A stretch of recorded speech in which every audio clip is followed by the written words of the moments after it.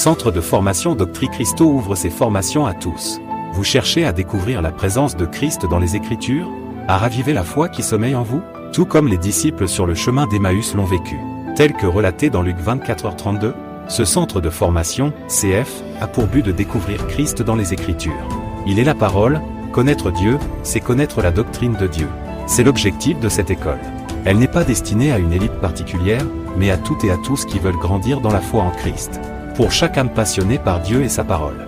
Notre vision est simple, mais puissante, rassembler l'Église autour des Écritures et former des disciples. Rejoignez-nous pour explorer la profondeur de la doctrine divine lors de nos cours les mercredis de 21h à 22h. C'est ici que commence votre voyage vers une foi plus profonde et une compréhension plus claire de la parole. Nous sommes joignables au appel WhatsApp, plus 33 07 55 88 54 19, ou via notre site internet, www.doctricristo.com. Nos formations se font en ligne. Centre de formation Doctrine Christo, une école accessible à tous.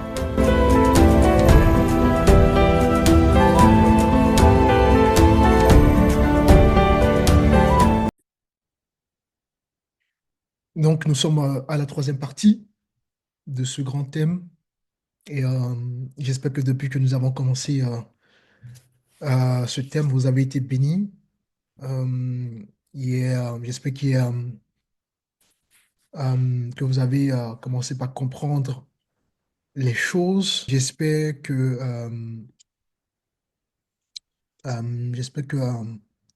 voilà, vous avez surtout été encouragés de voir que c'est une grâce d'être enfant de Dieu. C'est vraiment une grâce. Et, à comprendre ces choses, ça nous pousse encore à connaître ce merveilleux Dieu. Donc voilà, je ne vais pas faire un résumé de tout ce qu'on a déjà vu. J'estime que voilà, vous avez pris le temps de revoir les choses. Donc voilà, aujourd'hui, ça va être tout simplement la continuité. Et d'ailleurs, même la dernière partie de ce cours, donc on va peut-être dépasser un petit peu le temps, mais on va quand même terminer ce soir par la grâce de notre Dieu. Alors, vous aurez compris que Dieu sauve, n'est-ce pas, selon son choix et non selon les efforts humains.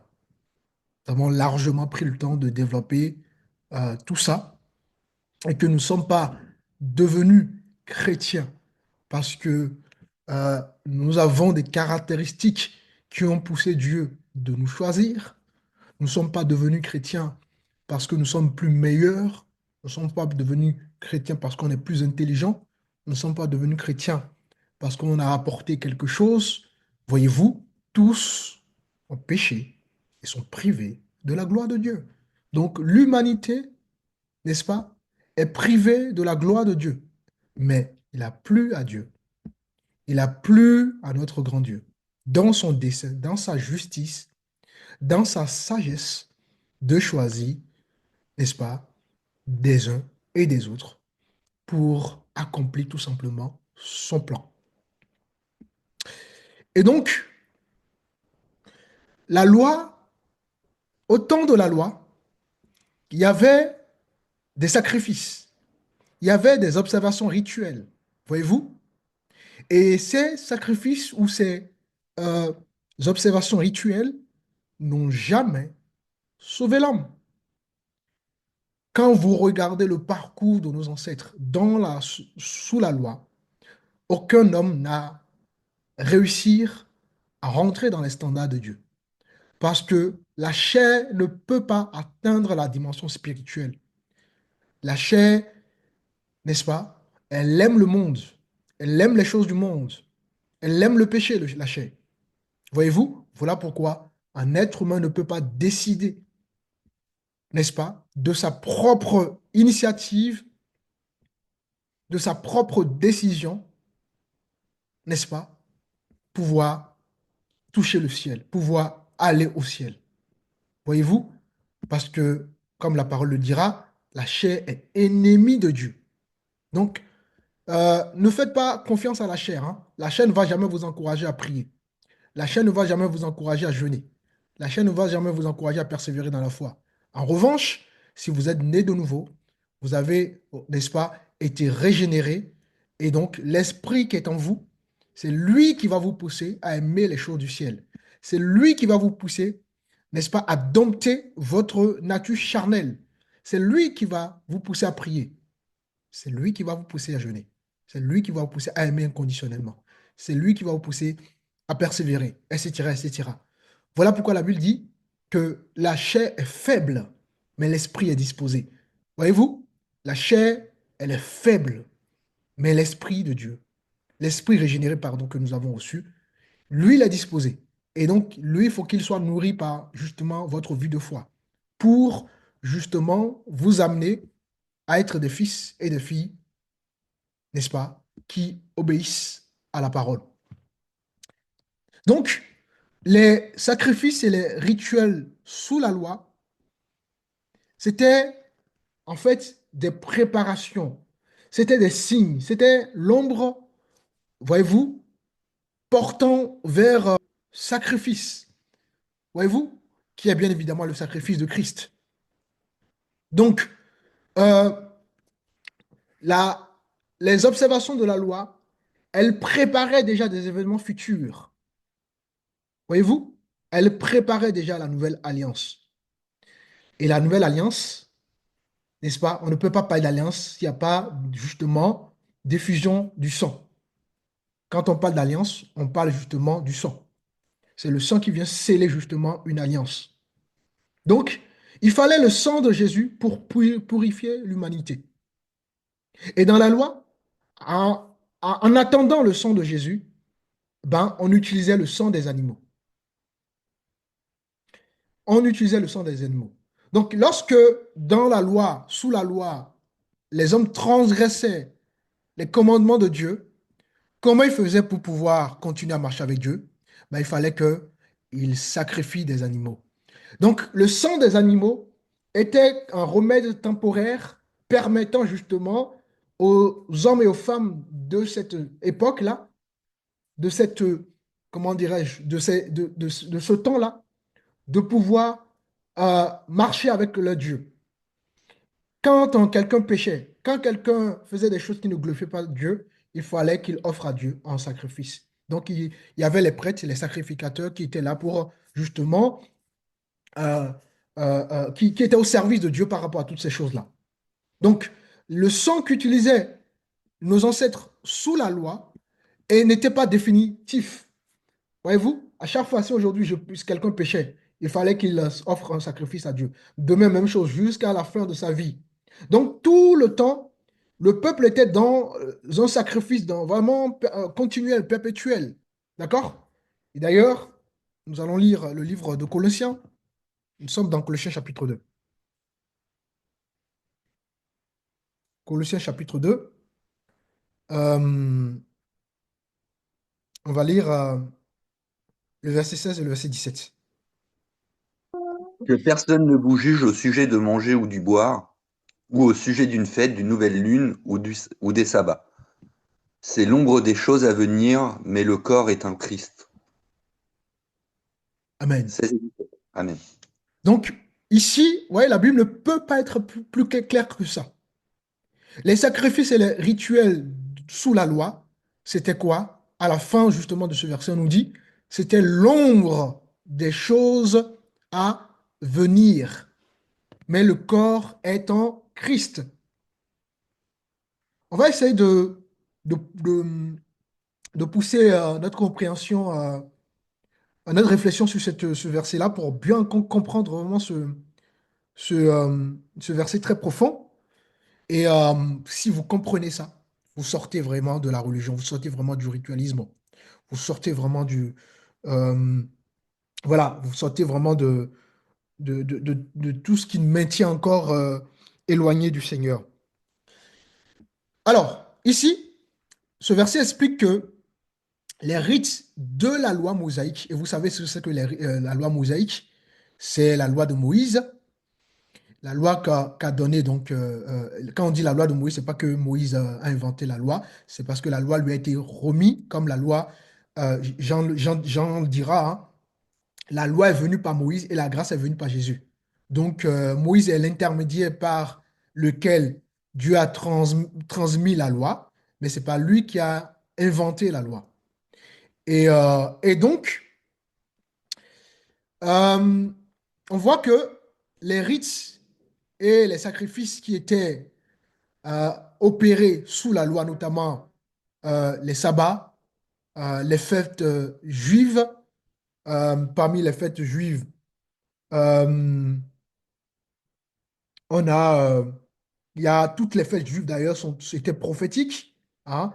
On avait 7 fêtes de l'Éternel sous la loi, notamment la fête de la Pâque. La Pâque, c'était prophétique, hein. La Pâque, c'était prophétique. Ça annonçait quelque chose qui allait venir, qui allait venir. Et la Pâque se célébrait sous la loi le 14e jour du mois de Nissan, c'est-à-dire, euh, comment ça s'appelle? Je crois que ça doit être le mois d'avril. Et la Pâque, sous la loi, symbolisait déjà, n'est-ce pas, la délivrance, hein. La délivrance, comme la Pâque a été la délivrance du peuple Israël, la Pâque est pour nous, en tant que chrétiens, notre délivrance. Donc la Pâque, sous la loi, c'était prophétique. Ensuite, il y avait une autre fête qu'on appelait la fête des pains sans levain, hein. Et cette fête-là se célébrait justement le lendemain de la Pâque. Et cette fête-là se célébrait 7 jours. Donc, la fête de la Pâque, c'est le 14. La fête des pains sans levain commençait donc le 15 au 21, puisque c'est 7 jours, voyez-vous, dans le même mois, donc le mois de Nissan. Et durant ces 7 jours-là, euh, les Israélites, le peuple de Dieu, mangeaient du pain sans le levain. Le levain, ça représente le péché. Donc, vous voyez, ça représentait déjà la vie nouvelle que nous devons avoir, une vie sans le péché. Et ça commémorait justement leur sortie de l'Égypte, puisque comme la Pâque, ça représente la délivrance, leur sortie de l'Égypte, ben, la Pâque des pains sans levain vient pour commémorer justement leur sortie de l'Égypte. Et ça permettait au peuple de, de, de comprendre et vraiment la grâce qu'ils ont obtenue de pouvoir être libérés véritablement du fardeau de l'Égypte, de pouvoir être libérés des corvées de l'Égypte, comme nous, quand Dieu nous touche du monde, vraiment Dieu nous sort du système du monde, Dieu nous sort voilà, de notre ignorance, Dieu nous libère et quand on comprend ça, on est reconnaissant vis-à-vis de Dieu. Donc voilà, cette fête-là, elle était là pour pousser l'homme à désirer les choses spirituelles et à s'éloigner justement du péché. Et nous savons que notre modèle, c'est Jésus. Voyez-vous, Jésus est né à Bethléem. Et rien que le fait que Jésus soit né à Bethléem, c'est prophétique. Ça signifie, le mot Bethléem, par exemple, ça signifie la maison du pain. Vous voyez que déjà dans la loi, toutes les choses qui se faisaient avaient un sens, avaient une vision prophétique, avaient une portée prophétique. Même le choix du nom, les actes que posaient les Israélites n'étaient que l'ombre des choses à venir. Donc, même le lieu où Jésus est né, n'est-ce pas, était déjà prophétique. Comme je vous disais, Bethléem signifie la maison du pain. Et, euh, et donc voilà. Ensuite, il y avait d'autres fêtes. Il y avait la fête de mémoire, je crois, après juste la fête des pains sans levain, il y a les fêtes des prémices de mémoire. La fête des prémices, c'était également une fête prophétique. D'accord? La fête des prémices, le peuple apportait ses prémices aux sacrificateurs. C'est-à-dire que, euh, par exemple, les cultivateurs devraient donner aux sacrificateurs les premiers-nés de leurs fruits. Les éleveurs devaient donner le premier-né de leur troupeau. Vous voyez, on donnait à Dieu la première chose, hein. C'est vraiment prophétique. Il fallait donner d'abord à Dieu avant de pouvoir faire autre chose. C'est un peu comme aujourd'hui, voilà, si j'ai mon salaire, il faut que je pense à Dieu. Au moins, voilà, essayer de dire, bon, voilà, moi, je vais prendre telle somme pour faire évoluer l'œuvre du Seigneur. Vous voyez, c'est pas que l'argent, ça nous parle aussi de notre vie. D'accord? Il faut d'abord se donner à Dieu premièrement, il faut tout donner à Dieu premièrement. Il faut suivre Dieu, il faut obéir à Dieu d'abord. Vous voyez? Donc, la fête des prémices, ça poussait le peuple juif à positionner, à mettre au premier rang d'abord le Dieu. Et ensuite, bien évidemment, venaient euh, les autres choses. Donc, cette fête déjà préfigurait la résurrection du Seigneur, bien évidemment Jésus. Vous voyez? Pourquoi? Parce qu'il est le premier à naître d'entre les morts. Le seul Dieu qui est mort et ressuscité, c'est Jésus.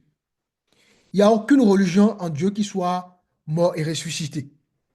Donc, voilà un peu la préfiguration, le sens prophétique de cette fête. Après les prémices viendra la fête de la Pentecôte. Et voilà, la Pentecôte qui est l'effusion du sang sous la loi et sous la grâce. La Pentecôte, on a vu lorsque les 120 Galiléens se sont retrouvés pour prier, l'Esprit va descendre sur eux. Hein, ça, c'est la Pentecôte. Donc, ouais, les fêtes voilà, avaient vraiment une portée prophétique. Ensuite, il y avait voilà, la fête de la trompette, il y a la fête des expiations, la fête des tabernacles, toutes ces fêtes, c'est cette fête que célébrait le peuple juif sous la loi et avait une portée prophétique. Mais nous, si on ne comprend pas ça, on va encore demeurer dans ces fêtes-là, alors que on vient de lire justement dans le livre de Colossiens que c'était quoi? L'ombre des choses à venir. Donc, tout ce qui était sabbat, tout ce qui était fête, vient de voir les sept fêtes, tout ce qui était lié comment dire, aux aliments purs et aux aliments impurs, toutes ces choses-là n'étaient que l'ombre des choses à venir, c'est-à-dire une préfiguration. Hein, ça avait un sens symbolique, si vous voulez. Et voilà. Si je reprends, que personne, donc, ne vous juge au sujet du manger. Parce qu'effectivement, sous la loi, les Israélites ne pouvaient pas manger n'importe quoi. Voyez-vous, aujourd'hui, bah non, on n'est plus limité à ça. Vous voyez, le sang de Christ est venu tout purifier. Donc, on peut tout manger. Pas comme les gens qui disent non, je ne mange pas le porc parce que la loi. Non, c'est fini tout ça. Si tu veux manger du porc, tant que tu ne sais pas interdit, si ton médecin t'a pas interdit cela, ou bien si t'es pas allergique à cela, il n'y a pas de problème, tu peux manger. Il n'y a plus de barrière. Tout a changé. Voyez-vous? Donc, que personne ne vous juge au sujet du manger ou du boire ou à propos d'une fête. Vous voyez, tout a changé. D'une nouvelle lune ou des sabbats. C'était quoi? L'ombre des choses à venir. Et quelqu'un peut me lire le verset 17 qui suit, s'il vous plaît?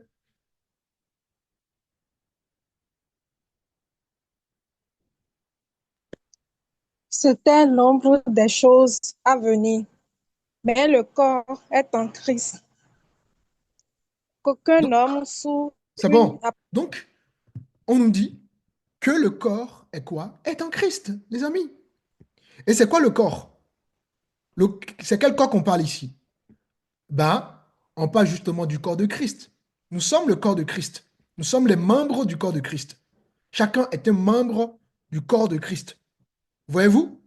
Donc, les ombres montraient quoi? La direction. Les ombres montraient que Christ, justement, est la substance.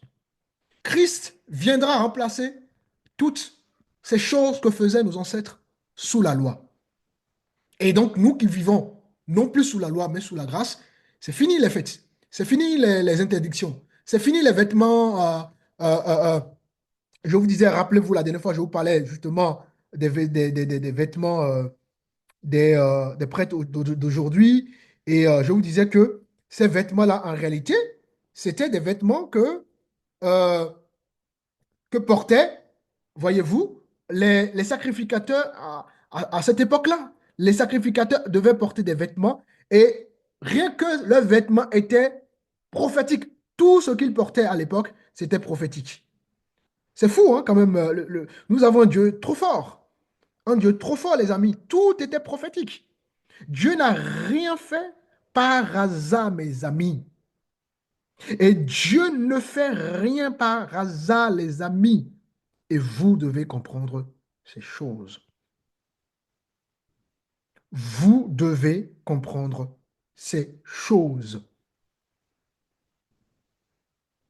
Dieu ne fait rien par hasard. Rien. Et si vous ne comprenez pas ça, vous aurez du mal à avancer avec Dieu. Donc, les vêtements que portaient les prêtres déjà dans la loi étaient symboliques. Voyez-vous, il y a tous les différents, parce qu'il y avait différents vêtements, tous ces vêtements-là avaient un sens prophétique. Un peu comme les actes que posait le peuple de Dieu sous la loi avaient un sens prophétique. Hein. Les fêtes avaient un sens prophétique, les sacrifices avaient un sens prophétique. Mais pareil, les vêtements avaient, quant à eux aussi, un sens prophétique. Maintenant, est-ce qu'on a encore besoin de porter ces vêtements-là? Ben non. Ben non. Donc, c'est très important que vous puissiez comprendre ces choses. Ensuite, nous sommes dans Hébreux chapitre 10. Quelqu'un peut me lire le verset premier.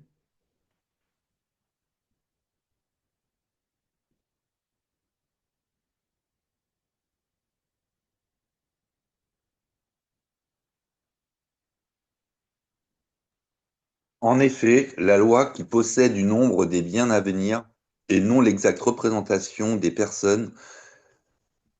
choses, pardon, ne peut jamais, par les mêmes sacrifices qu'on offre perpétuellement, chaque année amener les assistants à la perfection. Vous voyez que la Bible ne peut pas être plus claire que ça? Est-ce que la parole peut être plus claire que ça? Là, on nous dit que les sacrifices d'animaux sous la loi, on nous dit que ces sacrifices-là étaient quoi? Étaient des images imparfaites du sacrifice parfait, justement, de Jésus. C'était des sacrifices, mais qui préfiguraient déjà, d'accord, ce qui allait venir pour remplacer ces choses. Donc, les sacrifices déjà sous la loi étaient imparfaits. C'était un remède temporaire que Dieu a permis, d'accord, pour maintenir, donc, pour permettre au peuple d'avoir une relation avec lui. Mais ça ne les sauvait pas. Les sacrifices ne les amenaient pas à être sauvés, ou du moins à être agréables au Seigneur. Vous voyez? Les sacrifices ne supprimaient pas les péchés, par exemple. Alors que la venue du Messie, donc le Christ, ben, Christ, lui, il est l'accomplissement justement, l'accomplissement définitif justement de cette ombre. Et par son sang, nous recevons, n'est-ce pas, une solution définitive, à savoir le pardon de notre péché. Voilà pourquoi Jean-Baptiste dira, voici l'agneau de Dieu qui ôte le péché du monde. Donc c'est le sang de Jésus qui pardonne le péché des uns et des autres. Or, sous la loi, le sang des animaux n'avait pas cet effet-là. C'était pas possible. Donc, les choses qui se faisaient sous la loi, c'était temporaire. C'était tout simplement imparfait, imparfaite. Ensuite, nous sommes dans Hébreux chapitre 8. Le livre d'Hébreux vraiment parle beaucoup de ça. Hein. Donc, alors, nous sommes dans le chapitre 8, le verset 5.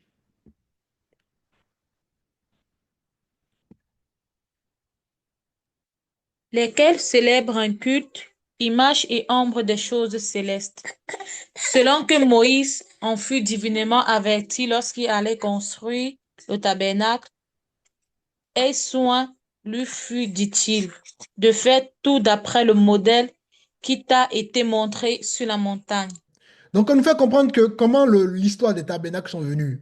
Moïse va recevoir des instructions de la part de Dieu pour qu'il construise un tabernacle.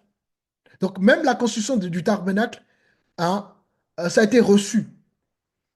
La matière, le bois qui a été utilisé, chaque centimètre, chaque millimètre, la couleur, tout ce qui a été utilisé a été, comment dirais-je, c'est Dieu qui a donné les instructions de toutes ces choses-là. Même la construction du tabernacle, c'est-à-dire le tabernacle, ça nous parle du temple physique. Le temple physique n'a pas été fait, n'est-ce pas, selon la pensée de l'homme. Voyez-vous, c'est Dieu qui a révélé la construction du tabernacle à Moïse. Et ça, c'est un tabernacle terrestre. Le temple était terrestre, c'était un lieu physique. Et on nous dit que ce tabernacle-là, ça représentait déjà quelque chose de spirituel. C'était un modèle. Hein. Dieu a montré le modèle céleste à Moïse pour que ce modèle céleste soit réalisé physiquement. Et le culte qui était justement euh, célébré dans ce tabernacle-là, ben, on a déjà vu, hein, selon tous les différents versets que nous sommes en train de lire depuis, ben, ce culte-là, c'était quoi? C'était une copie, c'était une image du véritable euh, sanctuaire céleste. Comme par exemple, si on prend par exemple l'agneau qu'utilisait le peuple israélien pour le sacrifice, vous voyez, l'agneau, ça représentait déjà le Christ. Donc l'agneau avait une signification spirituelle de Christ qui n'était pas encore manifesté, mais qui allait venir. Vous prenez par exemple le pain sans levain, hein, ça nous parle déjà de la vie du croyant sans, ou bien du chrétien sans le péché. Vous voyez, chaque élément avait un sens, avait une portée prophétique, avait justement un enseignement derrière. Donc, toutes ces choses, que ce soit le tabernacle, le culte, c'était une copie des choses, d'accord, c'était pas l'original en fait. Une copie, c'est pas l'original, vous voyez? C'est juste une copie. Donc, tout ce que Moïse a bâti euh, sur terre, notamment le tabernacle, ben, ça reflétait justement la réalité spirituelle dans le ciel. D'ailleurs, on va comprendre le chapitre prochain. Regardez. Nous sommes dans le chapitre 9, toujours de Hébreu. Hein. Et cette fois-ci, on va lire le verset 23 et le verset 24. Il était donc nécessaire, puisque les images des choses qui sont dans les cieux devaient être purifiées de cette manière, que les choses célestes elles-mêmes le fussent par des sacrifices plus excellents que cela. Car Christ n'est pas entré dans un sanctuaire fait de mains d'hommes en imitation du véritable, mais il est entré dans le ciel même afin de comparaître maintenant pour nous devant la face de Dieu. Amen. Alors ici, Dieu lui-même va autoriser, n'est-ce pas, que les choses qui étaient au ciel, les choses qui étaient spirituelles soient représentées physiquement, d'accord, pour mieux parler à l'homme. Maintenant, il y a malheureusement des gens qui vont prendre ça pour dire que, voilà, si Dieu a permis que le tabernacle céleste soit représenté, donc on peut adorer des objets. Non, ça c'est autre chose, c'est un autre débat. D'accord? Mais Dieu va permettre que le sanctuaire spirituel céleste soit représenté pour plus parler à l'homme. Et donc, il était donc nécessaire que les images des choses qui sont dans les cieux fût purifié de cette manière, mais les choses célestes elles-mêmes le sont par les sacrifices supérieurs à ceux-là. Car Christ n'est pas entré dans un sanctuaire fait de mains d'hommes, figure du véritable, mais dans le ciel même, afin de comparaître maintenant pour nous devant la face de Dieu. Alors, encore une fois de plus, on voit que la loi, le temple, les sacrifices étaient quoi? Des figures temporaires. Hein? C'est surtout ça que ces différents versets que nous sommes en train de lire, voilà, c'est sur ça que ces versets-là s'appuient. Hein? Le temple, que ce soit le temple, que ce soit les sacrifices, euh, euh, que ce soit voilà, les lois, tout ça, c'était temporaire. Ouais. Christ ne peut pas vivre dans ce qui est fait d'homme. Lui, il vit voilà, dans la réalité céleste. Parce que lui, il est le vrai prêtre. Mais le souverain sacrificateur à l'époque, sous la loi, lui représentait Christ, mais il n'était pas le vrai prêtre.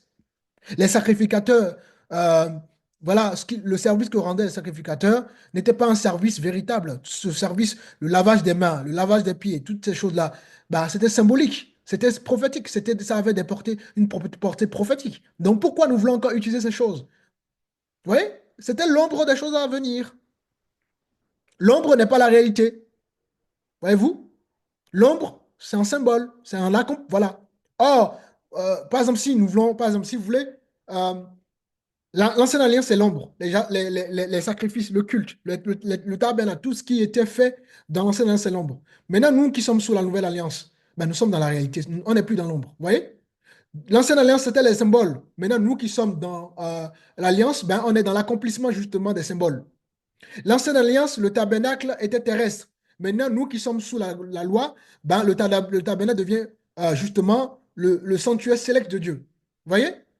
Sous l'ancienne alliance, le sang des animaux, ben, euh, c'est fini. Nous maintenant, euh, le sang de Jésus nous a nettoyé, nous a lavé. Ça a changé. On n'a plus besoin des animaux.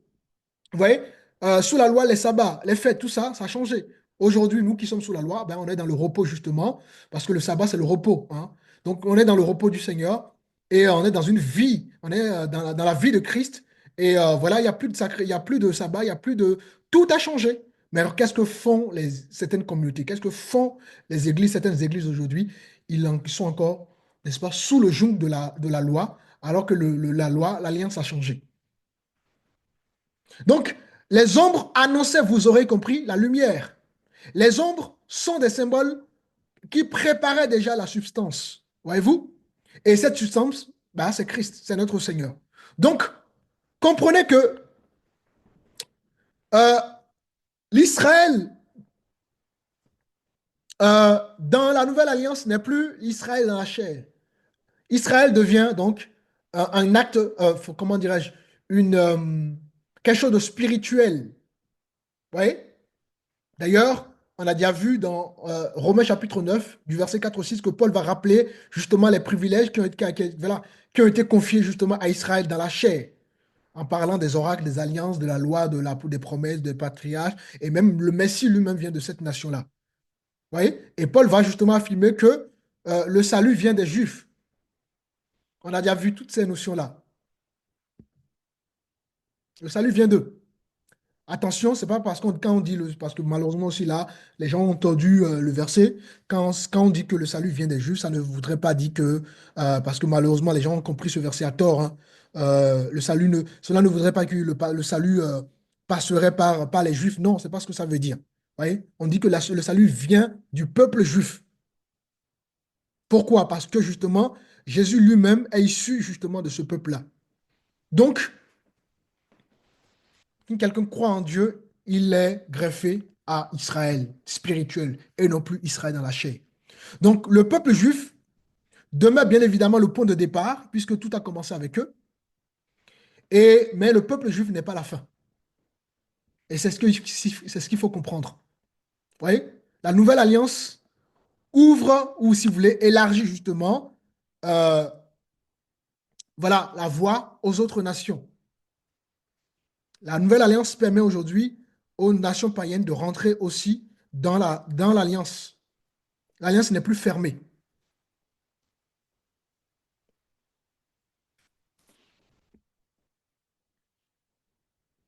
L'alliance n'est plus fermée. Gloire à Dieu. Euh, Il y a un verset qui me vient à l'esprit là. On va prendre Jean chapitre 4. Un verset très très profond.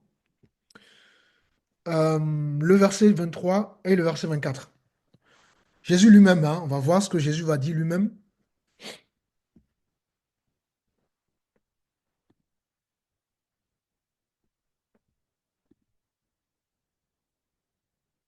Jean chapitre 4, le verset 23 au verset 24.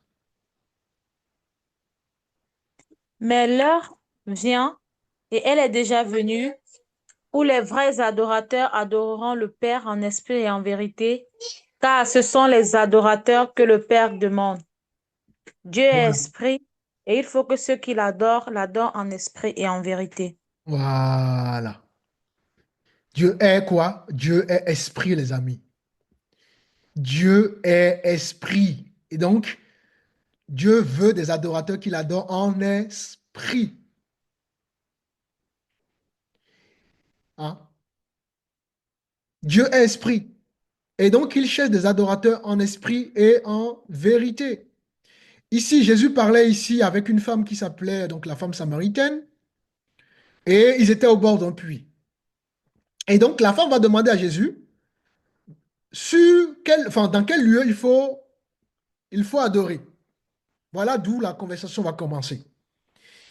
Et Cette femme samaritaine va dire à Jésus, faut-il adorer en Jérusalem? Pourquoi elle dit ça? Parce que sous la loi, c'était à Jérusalem qu'il fallait adorer. Le temple de Dieu était à Jérusalem. Donc, cette femme-là va demander à Jésus, est-ce voilà, est-ce que c'est à Jérusalem qu'il faut adorer ou à la montagne qu'il faut adorer?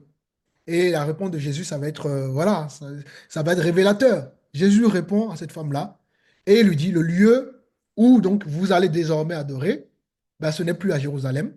Donc, c'est-à-dire, ce n'est plus dans un temple, ce n'est plus ni sur la montagne, mais dans l'esprit du chrétien que Dieu se révèle.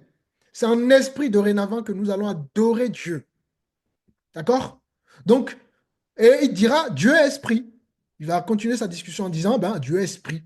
Donc, Dieu est esprit, ça signifie qu'il n'est pas justement limité par un lieu ou par une forme ou par un rite visible. Il n'y a plus de besoin de dire, bon, il faut absolument qu'on aille à tel endroit pour adorer Dieu. On peut adorer Dieu n'importe où. Alors que sous la loi, pour adorer Dieu, il fallait aller à Jérusalem.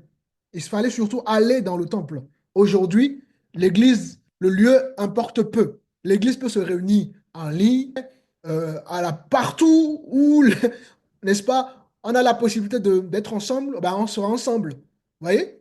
Donc, Dieu n'est plus limité. Dieu n'est plus uniquement focalisé à un endroit précis. Tout a changé. Et il continue avec cette femme en disant, euh, que les vrais adorateurs, voilà, vont adorer quoi? En esprit. Donc, ça veut dire que quand on est touché par le Seigneur, quand un chrétien est touché véritablement par le Seigneur, il doit adorer Dieu avec son cœur et non avec ses œuvres. Vous voyez? Il doit adorer Dieu sous la conduite du Saint-Esprit. Il doit adorer Dieu non plus par les gestes extérieurs, mais il doit adorer Dieu par la foi.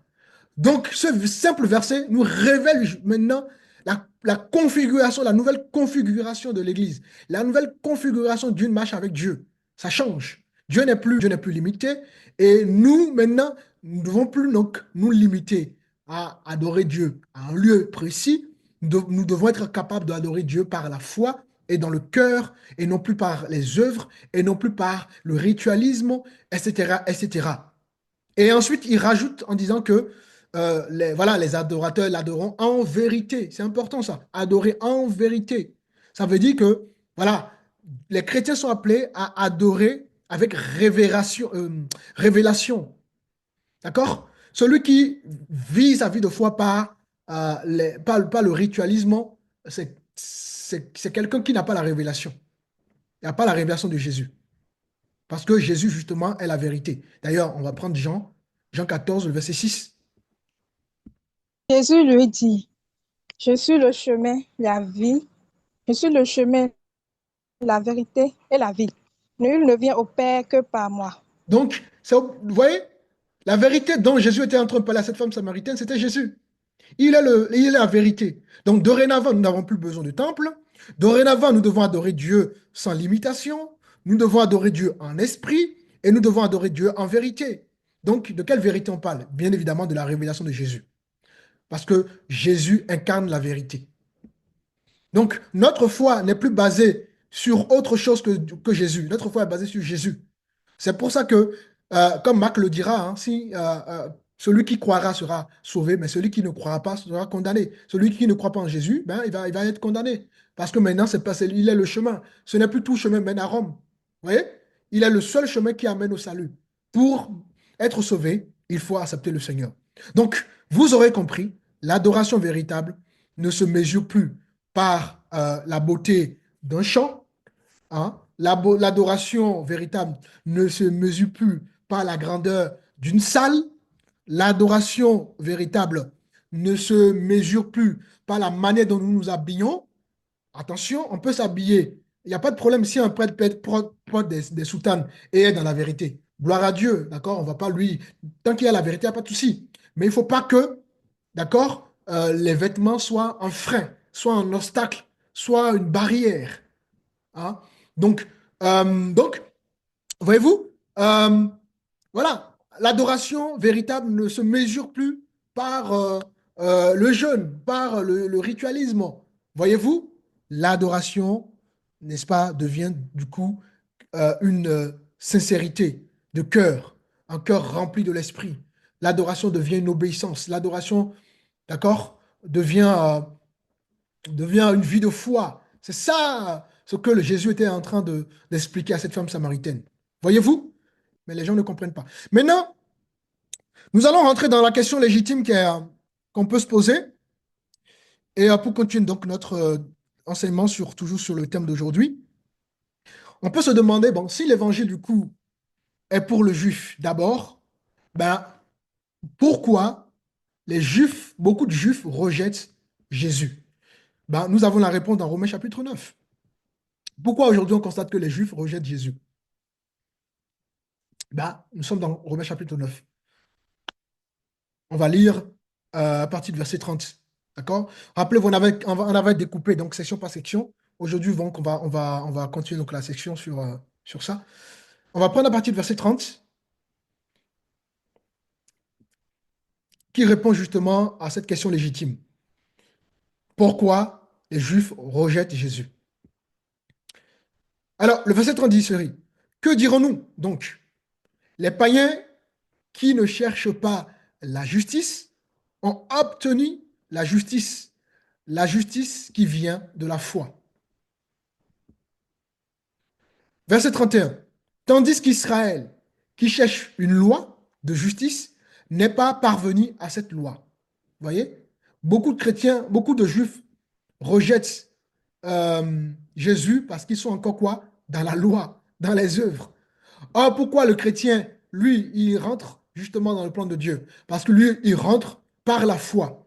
Et c'est ce qui manque justement aux juifs, d'accord? Ils ne saisissent pas les choses par la foi. Ensuite, le verset 32. Pourquoi? Parce qu'Israël l'a cherché, non pas par la foi. Vous voyez? Au lieu qu'Israël cherche Jésus par la foi, ben, Israël fait quoi? Mais comme provenant des œuvres. Donc Israël cherche Jésus par les œuvres. Donc pas les privilèges qu'ils ont reçus. Or, nous venons de voir que les privilèges qu'ils ont reçus étaient quoi? L'ombre des choses à venir. Vous voyez, le culte a changé.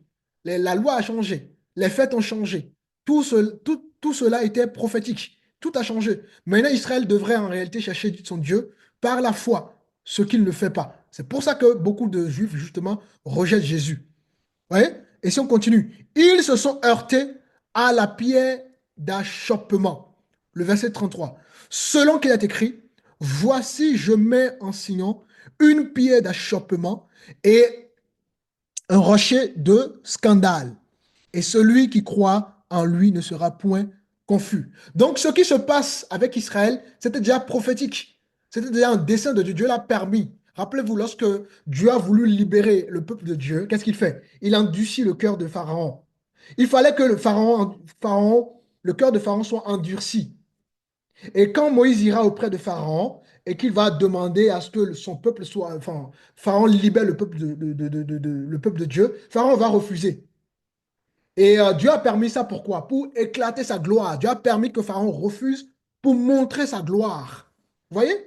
Donc même le cœur de Pharaon, car Pharaon qui était un païen, son cœur était déjà entre les mains de Dieu. Donc vous devez comprendre que le cœur de tout le monde est entre les mains de Dieu. Dieu est au contrôle de l'histoire. Il a toujours été au contrôle de l'histoire. Nous avons vu, rappelez-vous, on a vu quand on avait parlé de la souveraineté de Dieu, rappelez-vous, on avait abordé Méthusalem. Et Méthusalem, rien que son nom était prophétique. Et rien que à travers de la vie de cet homme-là, Dieu a contrôlé l'histoire au travers de la vie de cet homme-là. Donc Dieu a contrôlé tout. Et le rejet massif du peuple Israël, c'était déjà prophétisé. Et c'est ce que Paul rappelle dans le verset 33. Voici, je mets en Sion une pierre d'achoppement, voyez-vous, et celui qui croit en lui ne sera point confus.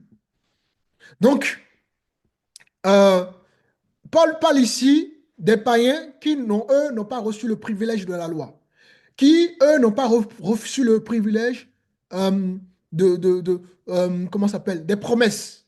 Voyez-vous? C'est-à-dire, ils n'ont pas reçu l'héritage d'Israël dans la chair. Et Paul dit que ces païens n'ont pas reçu ça, mais ils ont été justifiés par la foi en Christ, simplement en croyant à la grâce. Et c'est comme ça que nous, les païens, nous sommes rentrés dans l'alliance.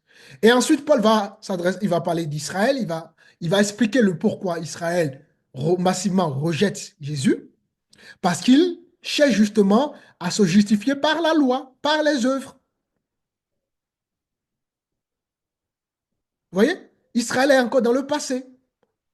Et c'est pour ça qu'Israël est à côté de la grâce. Et Paul ensuite parlera de la pierre d'achoppement. Évidemment, la pierre d'achoppement, ça désigne Jésus lui-même. Hein, d'accord? Et euh, n'oublions pas que le peuple de Dieu, il connaissait toutes les prophéties par cœur. Et pourtant, ils sont passés à côté de la prophétie quand Jésus était né de Marie. Ils sont passés à côté. Ils attendaient le Messie, un Messie glorieux. Ils attendaient que le Messie vienne, je ne sais pas comment, de façon glorieuse, mais le Messie était né sous leurs yeux, a grandi sous leurs yeux, mais ils sont passés à côté. Pourquoi? Parce qu'ils étaient dans la chair. Vous voyez? Et c'est comme ça ils ont rejeté le Messie crucifié. Parce ils pensaient que quand la venue du Messie allait justement les libérer du joug des Romains, parce qu'à l'époque, le peuple juif était sous la domination des Romains. Donc pour eux, ils voyaient les choses politiquement, hein, alors que Jésus est venu pour sauver les âmes. Jésus est venu pour notre péché et non pour nous libérer des réalités de la vie. Et tout ça a fait que ce peuple-là est passé à côté de leur propre Messie. Hein, ils ont pris des années, des siècles à étudier la prophétie, ils connaissaient les prophéties par cœur. Et pourtant, quand la prophétie s'est manifestée, ils se sont passés à côté de cette prophétie-là. Et ce que Paul est en train de dire, c'est simplement une prophétie, hein, on peut prendre. C'est dans le livre d'Ésaïe 58. Ésaïe 8, pardon. On va aller voir. C'était déjà une prophétie qui avait été déjà donnée. Et cette prophétie-là va s'accomplir dans le rejet massif, justement, du peuple juif. Alors, Ésaïe 8, le verset 14.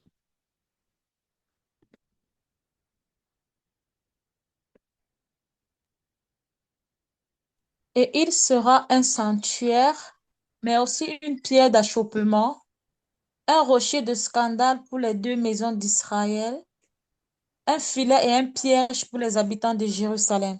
Voilà. Vous voyez, donc Dieu avait déjà, n'est-ce pas, tout ce qui se passe, c'est sous le contrôle de Dieu. Il n'y a rien qui échappe à Dieu. Donc, il fallait que ce peuple-là soit endurci pour que nous puissions rentrer dans l'alliance. De la même manière qu'il fallait que Jésus, Dieu, endurcisse le cœur justement de Pharaon pour que son peuple soit libéré.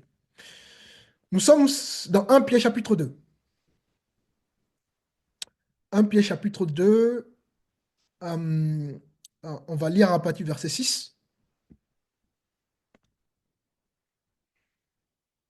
Car il est dit dans l'Écriture, voici je mets en Sion une pierre angulaire, choisie, précieuse, et celui qui croit en elle ne sera point confus.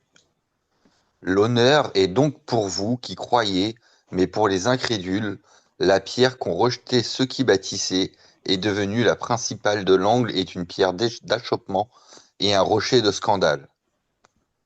Continue jusqu'au verset 8.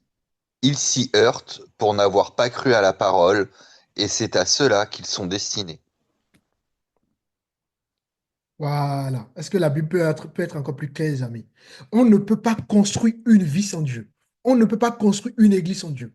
Le peuple s'est heurté à justement un pied d'achoppement parce qu'il a rejeté son Messie. Et c'est le même principe qui continue jusqu'à aujourd'hui. Les églises qui se bâtissent sans Dieu, n'est-ce pas, voilà, ils se heurtent à une pierre d'achoppement parce que Christ est la tête de l'église. On ne peut pas bâtir son foyer sans Dieu. On ne peut pas bâtir la société sans Dieu. On ne peut pas bâtir une église sans Dieu. Vous voyez? Et c'est ce qui se passe. Plus nous allons rejeter Jésus, plus nous allons être, voilà, nous allons faire face justement à cette pierre d'achoppement. Vous voyez? Le fondement du salut, les amis, ben, c'est Jésus. C'est Jésus. Jésus doit être dans tout, dans notre vie. Dans tout. Et ce peuple, en parlant de ce peuple-là, c'est parce qu'ils ont rejeté le Messie que justement, voilà, la révélation est devenue une pierre d'achoppement pour eux. Ils ont du mal à saisir la chose. Ils ont du mal à rentrer dans la révélation. Et nous qui étions par contre des étrangers, ben Dieu nous a fait grâce de pouvoir rentrer par la foi. Attention, d'accord? Il ne faut pas, parce que nous sommes dans l'alliance, mépriser ce peuple-là. Non. Attention. Il ne faut pas être dans l'orgueil spirituel. Il ne faut pas être dans ces choses-là. Donc, à chaque fois que nous allons bâtir des vies, des projets, des églises sans Christ, sans révélation, ben on va être religieux, on va être dans la chair. On va être confronté justement à cette pierre d'achoppement. La Bible ne peut pas être plus claire que ça, les amis. Christ est le fondement de tout. Tout est christocentrique. Sans Christ, il n'y a pas de vie. Hein? Dieu n'a pas créé les choses pour les êtres humains. Rien n'a été créé pour l'homme. Aujourd'hui, les églises veulent mettre tellement l'homme au centre. Rien n'a été créé pour l'homme. Dieu a créé tout pour son Fils. Son Fils. Et chaque respiration appartient à Christ. Chaque vie appartient à Christ. Tout appartient à Christ. Maintenant, nous sommes Amen, dans Romains amen. chapitre 10, le deuxième chapitre. Et nous allons voir le vœu de l'apôtre Paul. On va lire du verset 1 au verset 4. D'accord? J'ai pas entendu, pasteur. Vous pouvez redire? Romains chapitre 10, du verset 1er au verset 4.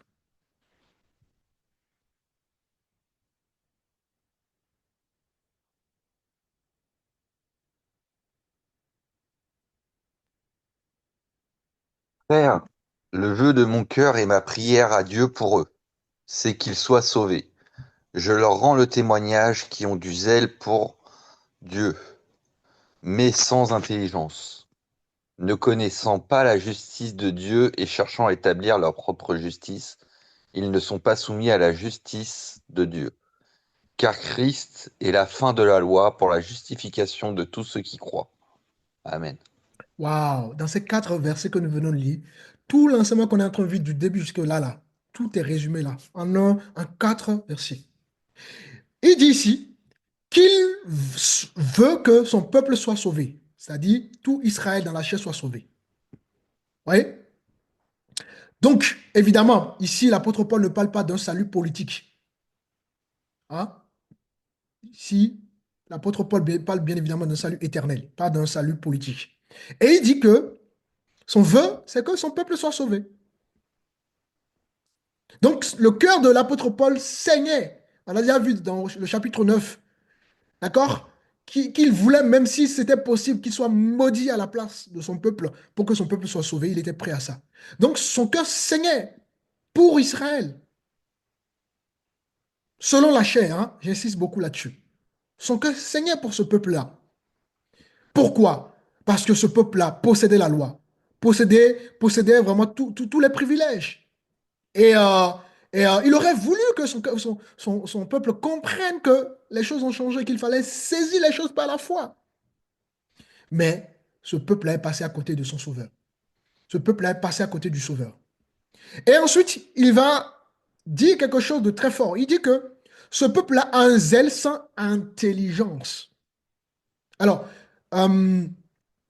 pour bien comprendre l'intelligence dont parle l'apôtre Paul ici, l'intelligence, en fait, c'est un mot grec qui signifie épignosis, d'accord, en grec, épignosis. Et ça nous parle de la pleine connaissance. Et il dit que ce peuple-là n'a pas la pleine connaissance. C'est-à-dire que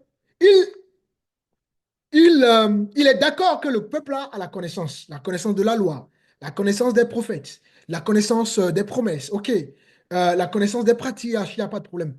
Mais ce qui manquait à ce peuple-là, c'est la pleine connaissance, c'est-à-dire une compréhension spirituelle des choses qu'il faisait sous la loi.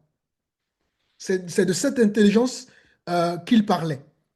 Ce peuple-là ne saisissait pas les choses spirituelles, mais ils étaient encore dans charnel. Ils étaient encore dans les choses charnelles, dans les choses de la chair. Ils n'ont pas saisi la portée prophétique, la portée, le sens préfiguratif, d'accord, euh, des, euh, des promesses, des privilèges qui leur avaient été confiés. Et, euh, et c'est ça qui fait que ce peuple-là a rejeté son Messie. C'est ça qui fait que ce peuple-là, n'est-ce pas, n'est pas rentré dans l'alliance. D'accord? Israël, dans la chair, a du zèle, c'est-à-dire Israël était religieux, ils étaient dans la prière, des rites, des observations, etc., etc. Et combien d'églises aujourd'hui sont encore dans ces choses? Donc, ils avaient du zèle pour ça. Combien d'églises ont du zèle? Regardez par exemple la religion. La religion a du zèle au point même que, regardez, je ne vais pas prononcer le nom voilà, vous savez déjà de qui je parle, mais regardez, les gens sont capables, au nom de leur religion, à tuer, C'est terrible. Vous voyez, les gens ont du zèle pour la religion, mais ils n'ont pas du zèle pour la révélation. Les gens ont du zèle, ouais, moi j'aime regarder, regardez par exemple les musulmans. Hein, par rapport à la prière, ils sont tellement disciplinés. Et pourtant, hein, ils sont dans le faux. Pourtant, ils sont disciplinés. Mais nous qui avons la révélation, est-ce que nous sommes disciplinés? Combien de temps nous prions? Combien de temps nous jeûnons? Vous voyez? Donc, on peut avoir du zèle pour les choses religieuses, pour le ritualisme, et ne pas être dans la révélation. Et c'est ce qui se passe avec ce peuple-là. Ce peuple avait justement du zèle religieux, mais il n'avait pas justement la révélation. Donc, leur zèle n'était pas éclairé par la foi en Jésus. Et combien ont du zèle, mais un zèle qui n'est pas éclairé par la foi en Jésus? Hein? Combien? Ensuite, l'apôtre Paul parlera de leur propre justice. Ah bah oui, ils cherchent à être justes devant Dieu par justement leurs œuvres et, euh, et leur fidélité à la loi mosaïque, hein, au lieu de recevoir justement la justice comme un don. Donc, Paul dit que le peuple Israël, il rejette massivement leur Messie parce qu'ils sont en train de chercher à être justes devant Dieu par leurs propres œuvres. Et alors qu'on ne peut pas se justifier par nos propres œuvres devant Dieu. C'est Dieu lui-même qui nous justifie. Et c'est toutes ces raisons qui font que ce peuple-là, d'accord, bien que ça fait partie du plan de Dieu, voilà, Dieu l'a permis. euh, voilà. Mais en tout cas, c'est toutes ces raisons qui font que ce peuple-là est éloigné de Dieu. Mais nous, ça nous enseigne, ça doit nous enseigner en réalité. Plus nous allons vouloir faire les choses par nos œuvres, plus, n'est-ce pas, nous allons nous éloigner de Dieu. Donc, la vie de ce peuple et le rejet de ce peuple doit enseigner à l'Église. Mais est-ce que cette vie-là, ce rejet-là, est-ce que les églises sont enseignées? Non, les églises d'aujourd'hui veulent être remplies, veulent être des méga églises, remplies, des églises somptueuses, des églises où il y a des écrans géants, où les chaises sont en or. Je n'ai rien contre ça. Si une église est dans la vérité, pourquoi pas? Il n'y a pas de problème. D'accord?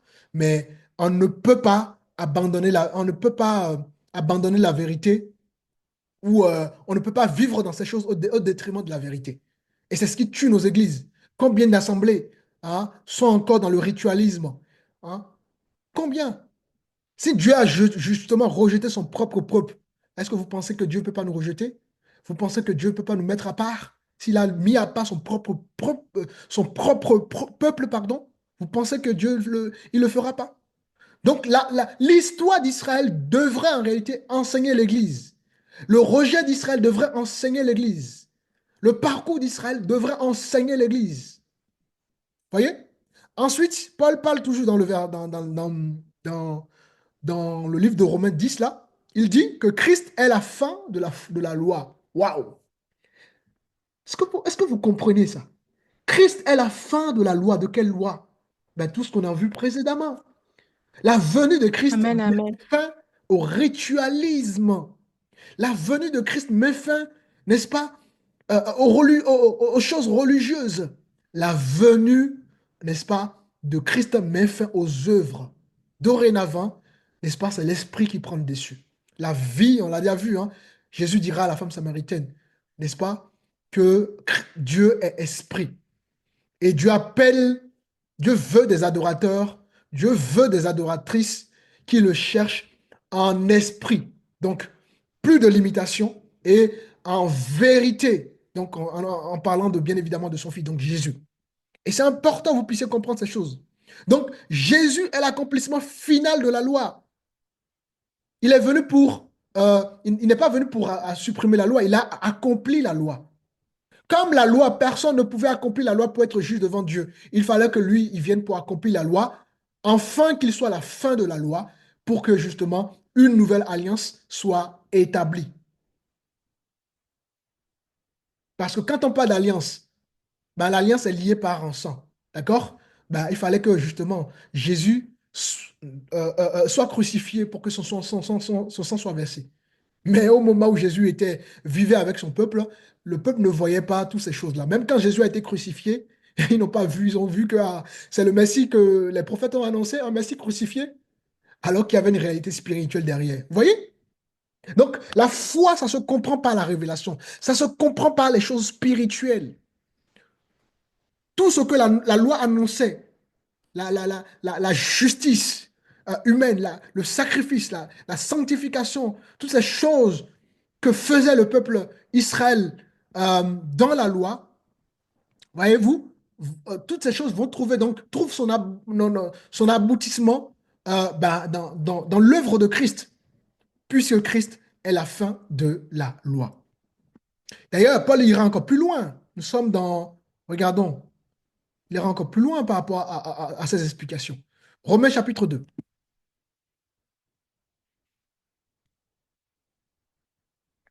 Un instant, je cherche le verset.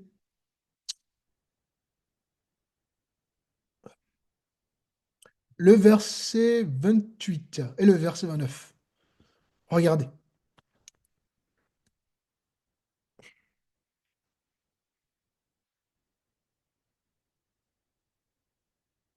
Personne n'a trouvé?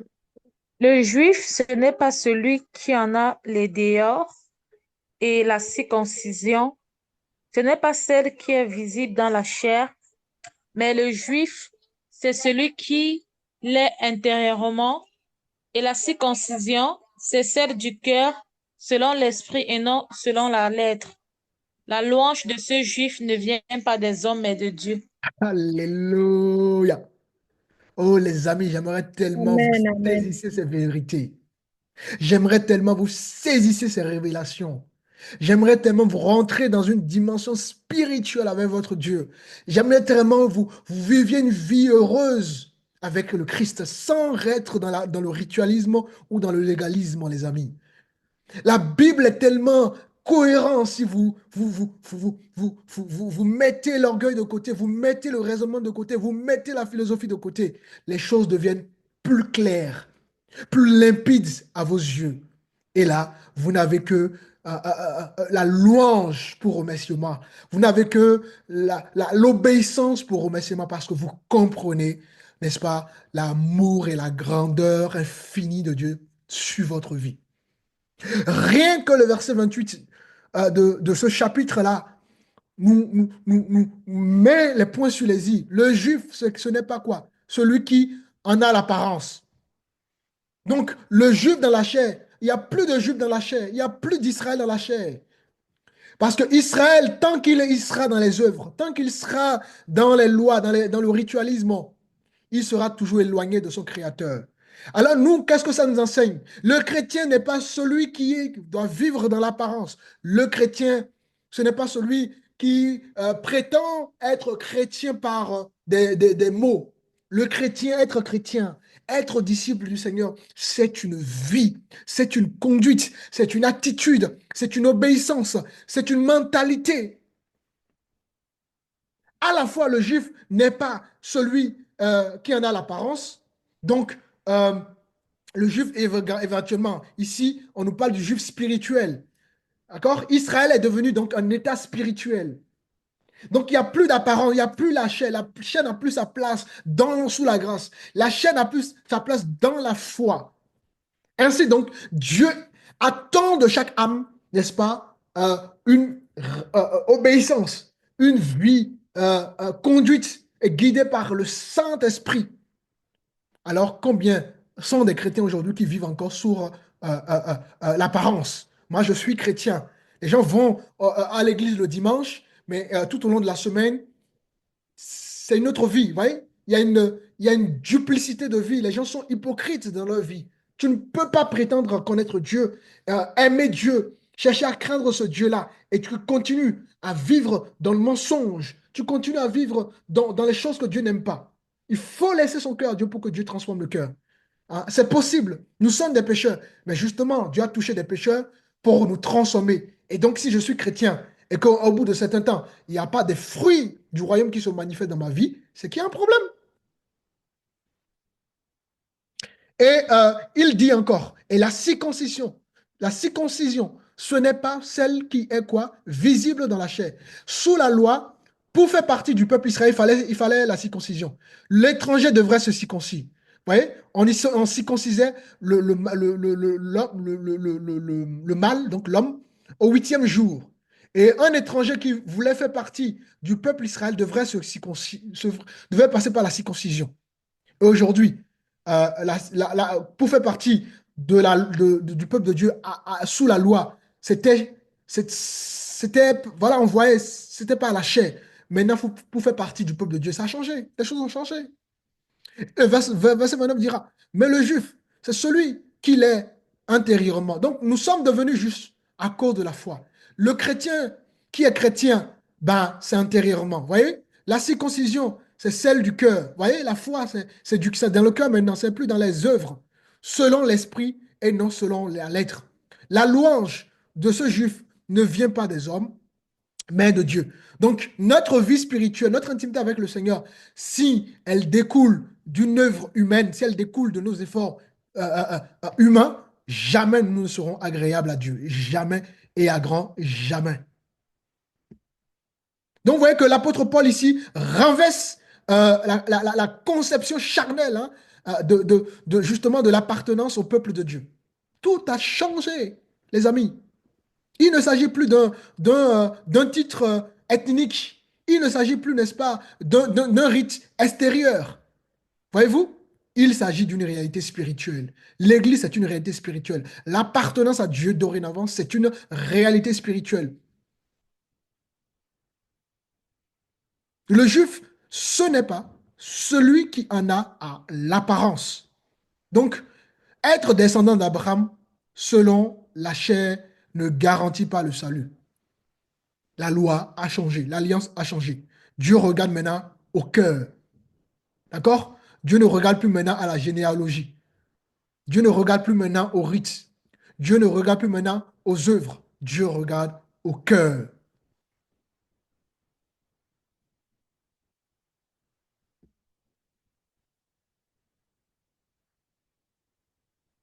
Alors, nous sommes dans Galates chapitre 3. Et comme vous me lire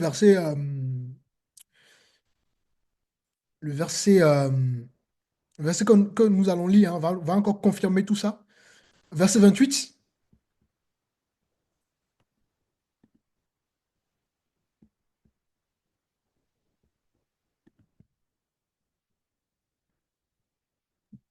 Il n'y a ni juif ni grec, il n'y a plus ni esclave ni libre, il n'y a plus ni homme ni femme, car tous vous êtes en Jésus-Christ.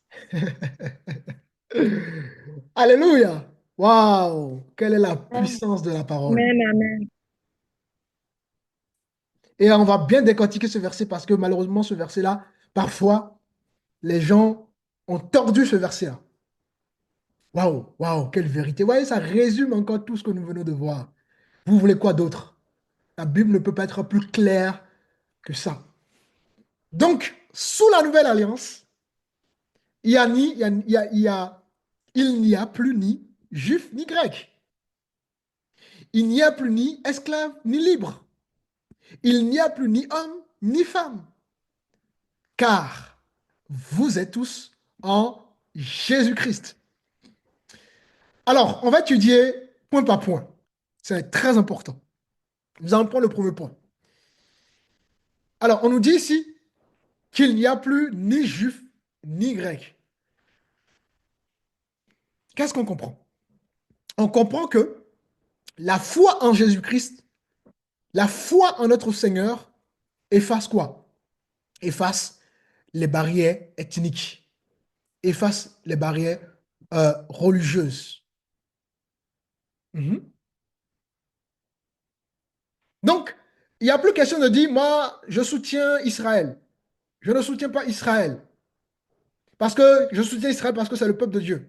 Si tu dis ça, c'est parce que tu n'as pas compris que Israël n'est pas le peuple de Dieu. Le peuple de Dieu, c'est Israël spirituel.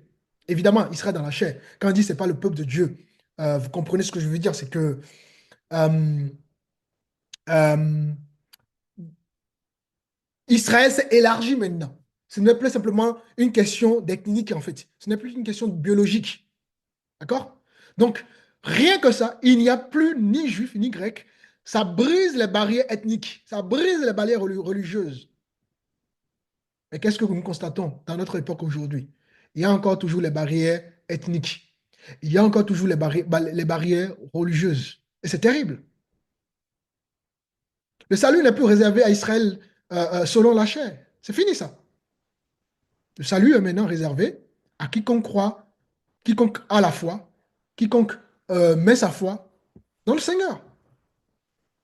Et d'ailleurs, en parallèle, nous prenons Romains 10, qu'on peut lire le verset 10, un pas par ce point, rapidement. Romains 10, le verset 12.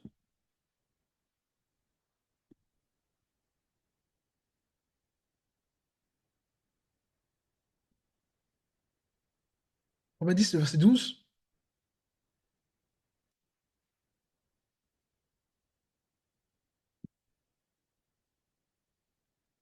Il n'y a aucune différence, en effet, entre le juif et le grec, puisqu'ils ont tous un même Seigneur, qui est riche pour tous ceux qui l'invoquent.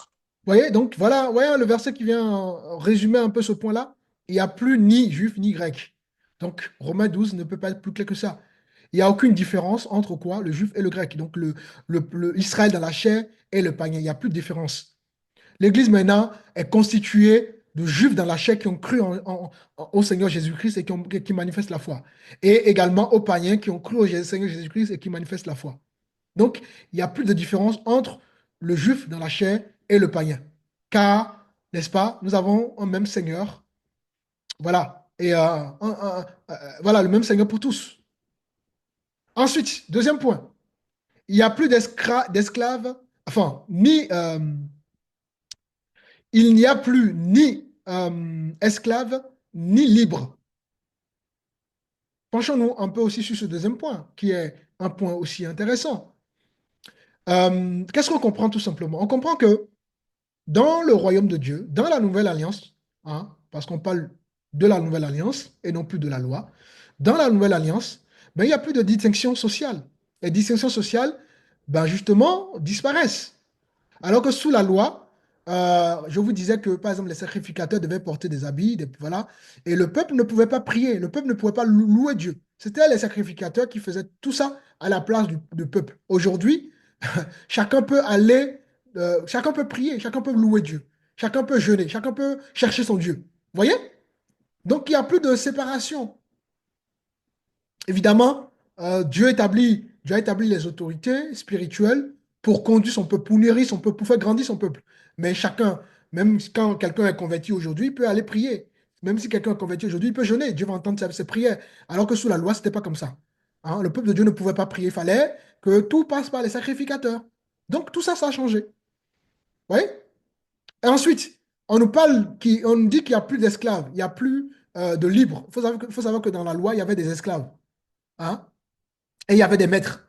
Ben, il faut savoir que sous la loi, les esclaves n'ont pas les mêmes droits que les maîtres. Mais aujourd'hui, que ce soit l'esclave, que ce soit le maître, ben, tous les deux sont eux, égaux devant Dieu. C'est ce que ça signifie. Vous voyez? Ils sont tous les deux cohéritiers de la grâce. Donc, l'esclave et le maître sont donc devenus cohéritiers de la grâce. Sont tous égaux maintenant devant Dieu, alors que sous la loi, ce n'était pas ainsi. Et d'ailleurs, j'ai un verset encore qui confirme cela. Éphésiens. Éphésiens chapitre 6, le verset 9.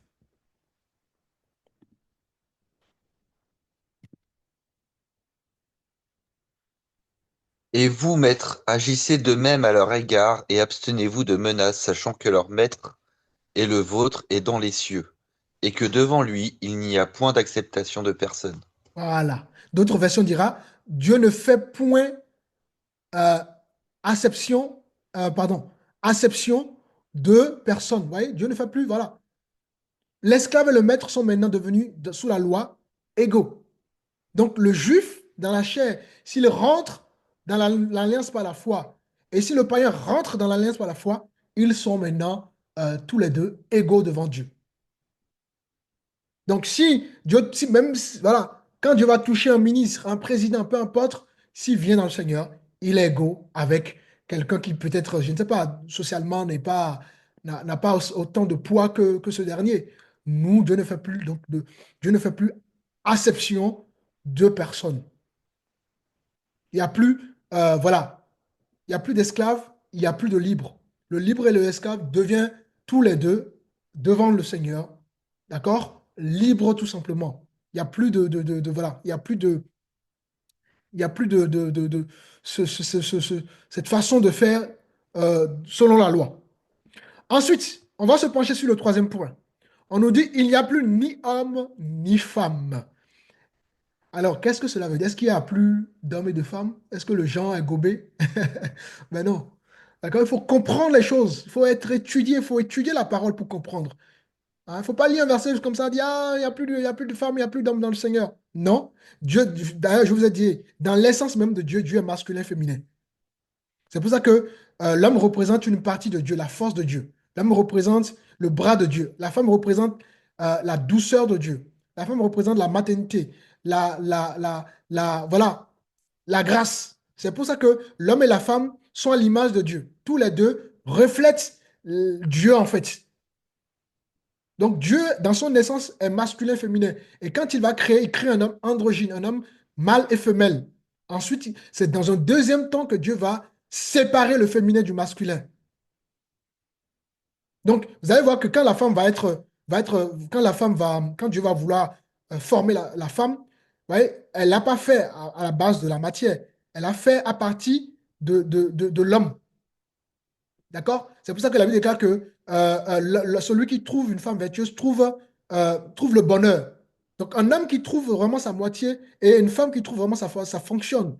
Mais quand, voilà, si vous ne trouvez pas, si vous trouvez pas votre coach, pas votre côte, pardon, votre côté, hein, c'est pas la côte, votre côté, hein, ben, vous ne serez pas heureux dans votre ménage. C'est pas possible. Hein. Le monde en parlera de la compatibilité. C'est important, ça.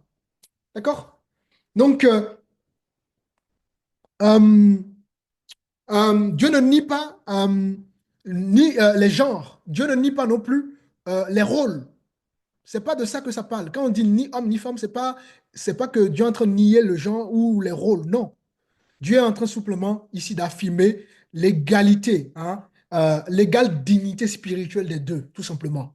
On a vu précédemment qu'il n'y a plus d'esclaves, il n'y a plus de maîtres. Ben, c'est pareil pour l'homme et la femme. Quand l'homme et la femme sont en Jésus-Christ, n'est-ce pas, ils sont égaux spirituellement devant Dieu. C'est tout ce que ça veut dire. Hein. Ça ne veut pas dire que Dieu a supprimé la femme, ou Dieu a supprimé, enfin, Dieu a supprimé le genre, ou bien Dieu a supprimé les rôles. Comme il n'y a ni femme, comme il n'y a ni homme, donc la femme peut faire tout dans le ministère. Non. L'homme peut faire tout dans le ministère. Non. Hein. Le monde aujourd'hui cherche des excuses bidons, cherche à faire des choses parce que c'est terrible. On prend des versets hors contexte, on veut tout parce que l'orgueil, Dieu va nous demander des comptes, hein. On va rendre des comptes et ça va être terrible ce jour-là. Je vous dis, les amis, les femmes vont rendre des comptes terriblement, ainsi que les hommes aussi qui ont justement, au lieu de prendre leurs responsabilités, on n'a pas pris leurs responsabilités. Donc, l'un et l'autre, tout simplement, participent à la même vie divine. C'est tout ce que ça signifie. L'homme et la femme participent à la même vie divine, au même héritage en Christ. Il n'y a plus, voilà, nous devant Dieu, il n'y a plus un peu comme quand on prend la société d'aujourd'hui, regardez, tu vois, par exemple, parfois il y a des femmes qui sont moins payées par rapport aux hommes, alors qu'ils ont le même métier, tout ça. Tu vois, il y a plus justement comment ça s'appelle, de justice sociale en fait.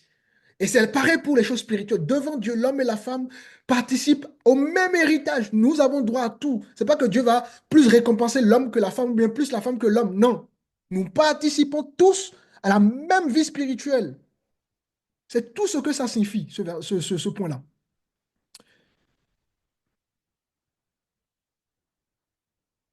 On est tous en Jésus-Christ. Hein? C'est-à-dire, on est tous en Jésus-Christ. C'est pas qu'on est, ça nous parle d'unité en fait. On est unis. D'accord? On est unis, on est indivisibles. C'est ça, nous sommes tous. Mais les gens vont prendre ce tous-là comme, bah, voilà, l'homme et la femme, il n'y a plus de distinction des rôles, il n'y a plus, voilà, on peut faire tout. Dieu ne voit plus la femme, Dieu ne voit plus l'homme, Dieu ne voit plus le genre. Non! Dieu parle simplement de l'unité, du fait qu'on n'est plus indivisible, du fait qu'on participe tous au même héritage. Mais jamais Dieu ne nie les rôles. Jamais. À grand jamais. La preuve, Jésus lui-même, quand il arrive, qu'est-ce qu'il choisit comme apôtre? C'est des hommes qu'il a choisis comme des apôtres. Pourquoi il n'a pas choisi, il n'a pas fait l'équilibre, il n'a pas choisi 5 femmes et 5 hommes, à votre avis? Vous voyez? Nous avons des exemples concrets, palpables, mais nous voulons toujours prendre la parole, philosopher la parole, tordre la parole. Non, voilà, regardez rien que la vie de Jésus lui-même. Est-ce que pour autant on dit que la femme n'a pas un rôle? La femme a un rôle très, très important. D'ailleurs, je suis en train j'espère pouvoir, ça fait, bon, je pense que j'ai dit annoncer, je ne sais pas si je l'ai annoncé. Euh, non, j'en parlerai pas. J'en parlerai pas. Alors, donc, vous aurez compris, hein, l'homme et la femme participent au même héritage, à la même vie spirituelle. Et le fait qu'on dit que bah, nous sommes tous unis en Jésus, bah, ça nous parle du fait qu'on est unis, c'est-à-dire qu'on est indivisible. Parce que le thème grec qui est utilisé, c'est bon, c'est un mot barbare, hein. Même la prononciation, c'est compliqué. Mais le thème grec qui est utilisé, ça signifie être uni, d'accord? Être indivisible. Donc l'unité du corps de Christ, si vous voulez, d'accord? Il n'y a plus de division, il n'y a plus de, voilà.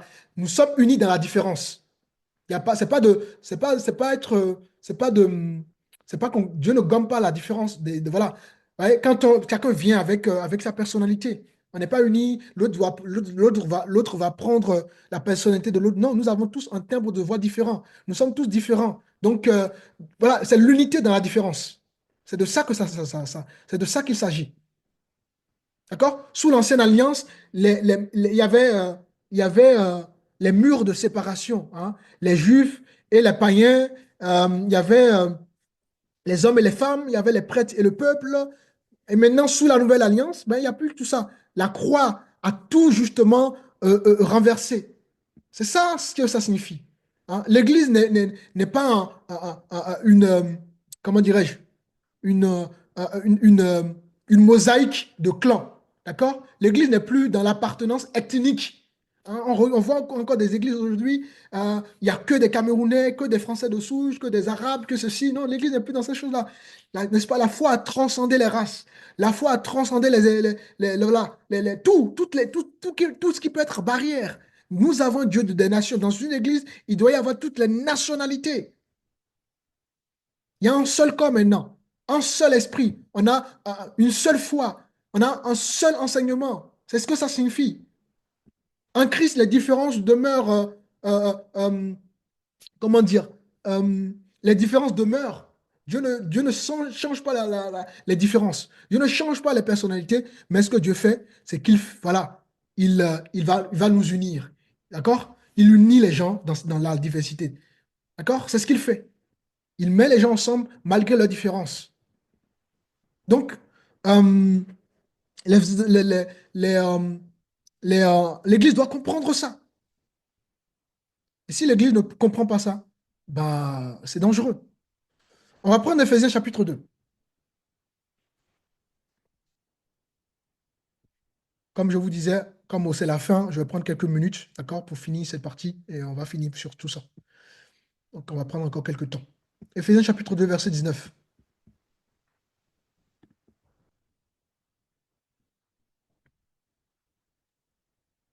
Ainsi donc, vous n'êtes plus des étrangers ni des gens du dehors, mais vous êtes des concitoyens des saints, gens de la maison de Dieu.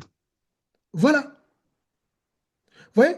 Rien que ce verset, ça, c'est un avertissement contre tout christianisme identitaire. Vous voyez? Aujourd'hui, les uns, voilà, chacun a son église. Vous voyez, les églises sont tellement divisées, c'est terrible. C'est fini tout ça.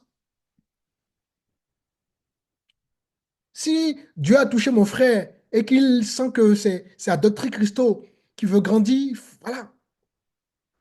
Il grandit à Adoptrie Christo. Il va là où le Seigneur le conduit. Ah non, moi je ne peux pas quitter mon église. Non, moi c'est. Les gens sont fermés, complètement fermés. Alors que non, c'est pour la liberté que le Seigneur nous a affranchis. Donc il y a plus, justement, on n'est plus dans un christianisme identitaire. L'église, voilà, le mot église, ça veut dire quoi? Ça veut dire catholique, c'est universel. C'est d'ailleurs euh, voilà, le choix de l'église catholique romaine. Quand on dit catholique, c'est universel. Maintenant, quand on dit l'église catholique romaine, c'est pour identifier ce qui est catholique universel et ce qui est propre à Rome. Mais l'église est universelle. Maintenant, il faut qu'il y ait la vérité. Il faut que là où Dieu nous positionne, il faut que, voilà, on soit dans une église où il y a la vérité. Le tout ne signifie pas qu'il faut simplement être dans une église. Il faut être dans une église où il y a la vérité, où on peut grandir, voilà. Mais, voilà, le christianisme a le même drapeau. Le christianisme a le même, comment dirais-je, on a tout. On a le même agneau, on a le même royaume. Il n'y a plus de division. D'accord? L'histoire, d'ailleurs, nous montre combien politiquement l'Église a fait des horreurs. Quand on prend par exemple le cas de l'Église catholique, vous savez comment l'Église catholique s'est imposée? Avec des horreurs, des horreurs. C'était terrible. Des sangs ont été coulés en Afrique. C'est comme ça que l'Église catholique s'est implantée en Afrique. Hein. À partir du moment où l'Église est politisée, c'est fini, voilà, ça devient une âme pour Satan. L'Église, ce n'est pas un parti comme une politique. Hein. Notre mission, ce n'est pas de mettre en place des blocs, de mettre des, euh, des barrières. Non, les amis. L'Église, l'Évangile, euh, justement, transcende toutes les barrières, toutes les nations. Et, euh, et, euh, d'ailleurs, on va prendre 1 Pierre chapitre 2. Regardez ce que 1 Pierre nous dit. Au moment où il faut qu'on comprenne ça. Il faut vraiment qu'on saisisse ça. 1 Pierre chapitre 2, verset 9.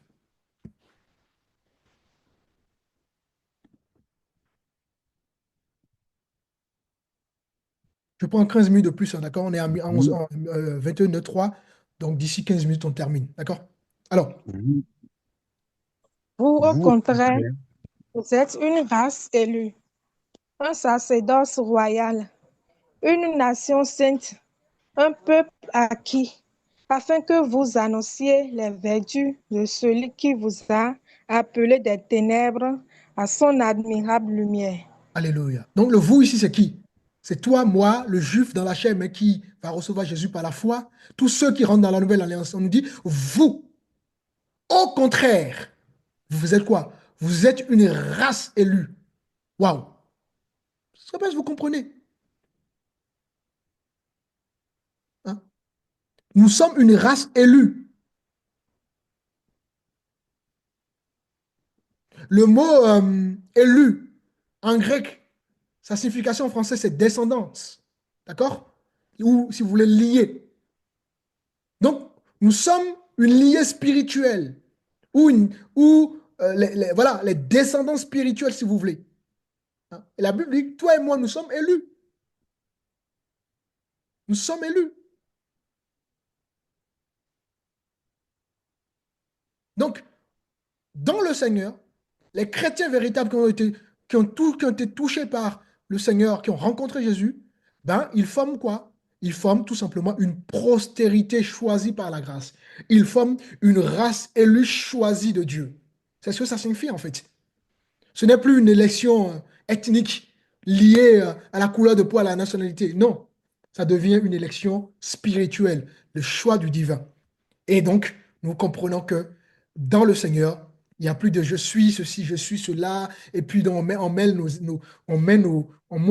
cultures devant, et on méprise les autres, on croit qu'on est supérieur aux autres. Non, non, c'est fini tout ça. Et c'est ce qui est magnifique avec la foi. Dieu nous a élus avant la fondation du monde. N'oubliez jamais ça. Et la Bible dit, toujours hein, dans 1 Pierre, vous êtes le sacerdoce royal. Hein. Donc, ça veut dire que nous sommes des sacrificateurs. Et ça veut dire, des sacerdoces ici, voilà, c'est un royaume de prêtres, si vous voulez. D'accord? Et chaque chrétien est désormais, justement, quelque part prêtre. Parce que la vie chrétienne, c'est comme ça. Quand vous allez venir au Seigneur, le Seigneur va vous faire grandir. À un moment donné, vous deviendrez des serviteurs, des servants de Dieu. Donc, vous deviendrez des prêtres, des serviteurs, tout simplement. D'accord? Donc, voilà. Mais c'est ce que ça veut dire surtout, c'est que nous avons le libre accès à la présence de Dieu. Donc, chaque chrétien aujourd'hui a le libre accès à la présence de Dieu. Ce n'est plus une question de que les hommes de Dieu, non. Évidemment, les hommes de Dieu sont des instruments de Dieu, mais c'est pas à cause de cela que vous n'avez pas le droit d'aller prier, d'aller jeûner. Non, vous pouvez aussi vous-même jeûner, prier, chercher votre Dieu. Maintenant, les hommes de Dieu sont là pour vous guider, pour vous faire grandir, pour vous faire connaître Dieu. Et ensuite, vous prenez votre autonomie. Alors que sous la loi, le peuple ne pouvait pas. Il fallait que les sacrificateurs fassent tout à la place du peuple. Maintenant, aujourd'hui, tout le monde, en tout cas, si nous acceptons le Seigneur, ben, nous avons libre accès, n'est-ce pas, à la présence de Dieu. Et voilà, c'est fort, c'est fort. Et la Bible continue, hein, nous sommes un peuple acquis, hein, un peuple, un peuple euh, acquis, enfin, ça nous parle de quelque chose qui est achevé, d'accord? Donc, ça nous montre que ben, euh, voilà, le sang de Jésus a vraiment abouti les choses, enfin, est venu à- apporter un aboutissement par rapport au plan de Dieu. Donc l'Église est vraiment, c'est un aboutissement voilà, des choses que Dieu a préparées d'avance.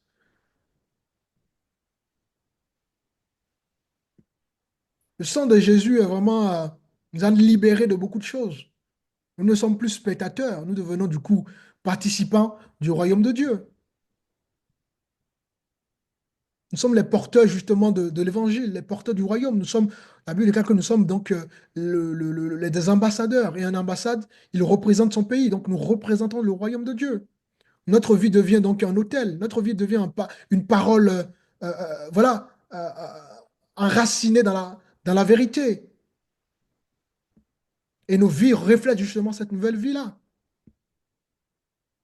Notre vieil homme disparaît et laisse place justement à la vie de l'esprit.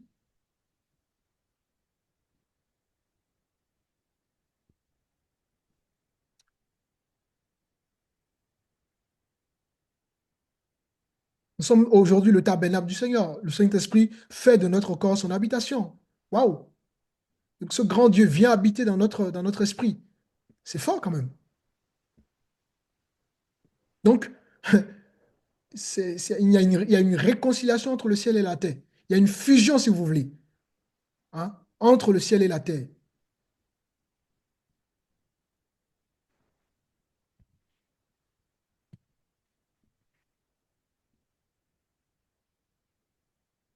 Donc, les amis, ne nous trompons pas. Vous aurez compris. La véritable Jérusalem, le véritable État d'Israël aujourd'hui, c'est l'Église. Et dans l'Église, il y a des Grecs, il y a les Juifs, il y a les Juifs et il y a les Grecs. C'est ça l'Église aujourd'hui. L'Église, il n'y a ni homme ni femme. Ça veut pas, on a déjà vu hein, la différence. D'accord? L'Église maintenant, toutes les nations font partie de l'Église. Toutes les nations, euh, voilà, font partie de l'Église et nous devenons donc un État. Donc l'État spirituel. Israël n'est plus donc un État charnel, mais Israël devient un État spirituel.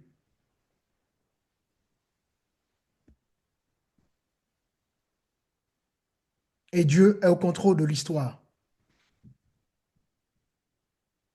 Évidemment, Israël selon la chair n'est pas... voilà, Dieu va ramener son peuple à lui. Hein, quand toutes les nations vont entrer dans l'alliance, Dieu va ramener son peuple à lui. Hein, d'accord? Dieu n'a pas rejeté définitivement son peuple. Tout Israël, la Bible déclare que tout Israël se convertira. Donc, il arrivera un temps où tout Israël, ceux qui rejettent Israël, les Juifs qui rejettent le Messie, ils vont croire, hein, ne vous inquiétez pas. Tout le peuple sera sauvé. D'accord? Donc, voilà, soyons attentifs dans notre vie de foi, soyons à l'écoute du Seigneur, vivons une vie de foi. Euh, voilà, évitons tout ce qui peut être orgueil spirituel, d'accord? Approfondissons notre vie de foi. Comprenez que le christianisme n'est pas un catalogue hein, de méthodes. C'est pas une recette de cuisine où on prend ce qu'on veut, ce qui nous arrange. Non, non, non, c'est pas ça le christianisme. Hein. Le christianisme, c'est vraiment une vie qui est nourrie par véritablement la parole. La parole doit être vivante dans notre vie. La parole doit vraiment couler dans notre vie comme une rivière et non comme voilà et non comme euh, et non selon nos envies. La parole de Dieu, enfin, le chrétien ne doit pas se vivre selon nos émotions, selon nos émotions du moment, nos envies du moment. Non, c'est pas ça le christianisme. Le christianisme est basé sur la parole et cette parole, elle est vivante, elle agit dans notre vie. Et cette parole n'est pas stagnante. D'accord? Cette parole coule, cette parole agit, cette parole transforme des vies. Donc, voilà. J'espère que vraiment, à la lumière de tout ce que nous avons pu développer, voilà, l'histoire d'Israël a été claire et aussi, vous avez compris que l'Église est dorénavant l'Israël spirituel où il y a les Grecs, où il y a le Juif. C'est la foi qui va nous greffer à cette alliance. S'il n'y a pas la foi, on ne sera pas greffé à cette alliance-là. D'accord? Donc voilà. Euh, je pense que voilà, j'ai balayé. C'est vrai, il y a d'autres choses que j'aurais pu développer, mais je pense que l'essentiel a été dit. Vous avez compris le plan de Dieu et comment Dieu fonctionne quelque part hein, et ce que Dieu attend de chacun.